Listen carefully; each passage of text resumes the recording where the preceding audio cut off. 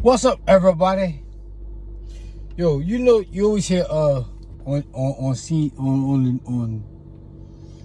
Fox and stuff like that, or whatever, the papers and stuff. They always say it was the Republicans that freed black slaves. It's true, but they never tell you they freed black slaves with absolutely nothing. You was a slave, you had no rights, and then you was free. You were set free with no home, no land, no food, no clothes, no money, no friends, and no education. So you were set free to do what? The Republicans freed slaves, and that was not the same Republican. The Republican Party back then is not the same Republican Party today. But they always say they freed black slaves, but they freed black slaves with nothing. And black people, you know, like they always bring up the subject. Well, slavery took place all over the world. Black people weren't the only ones that were slaves.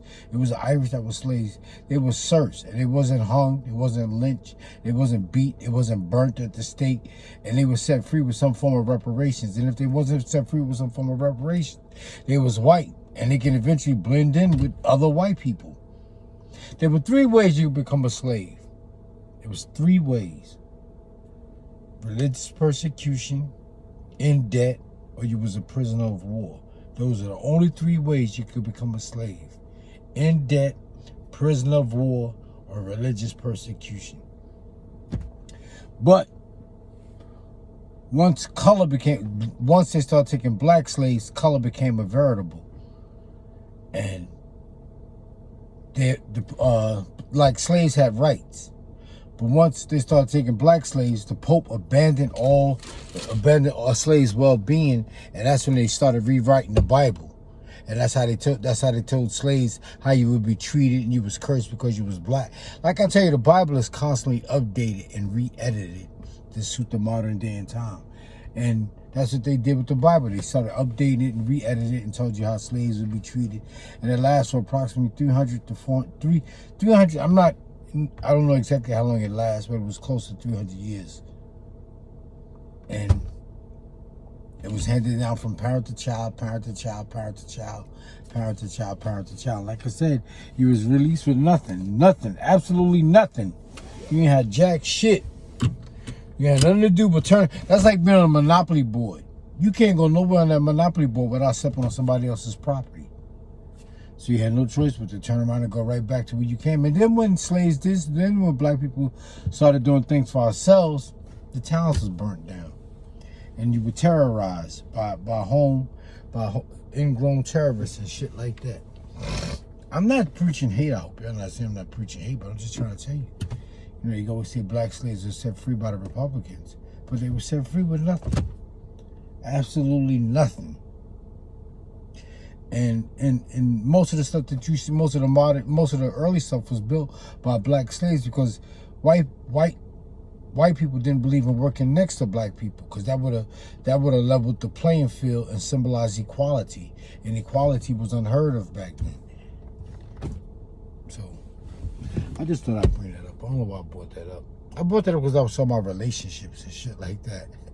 And I was just thinking about it. You know, because, you know, black people in America was robbed of everything. Even the language we speak ain't ours. But that's what I'm saying. Like, and then, like I was saying, once slaves were set free, they didn't have nothing. Then you had immigrants start coming into the country. Immigrants coming to the country, and they was placed in front of black people that was here to help build the country.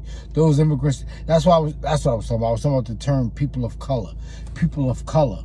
I was talking about brown people, people of color, colored people, and minorities are all jaded and ambiguous terms. And those people, those immigrants, are allowed to come here, and they're placed in front of black people, and they use that term, people of color, colored people, brown people, minorities, and poor people.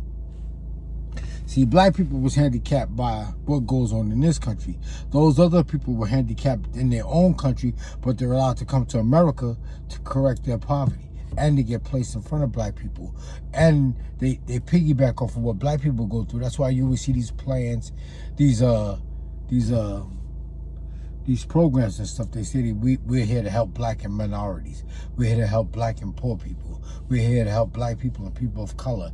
We're here to help black people and colored people. We're here to help black and Hispanics.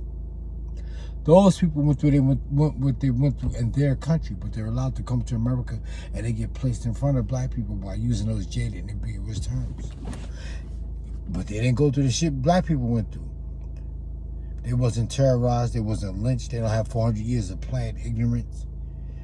You know. And like I was saying, black people are plant minorities. That's why black population never goes no higher than 13%, 12 to 13%. It never goes higher.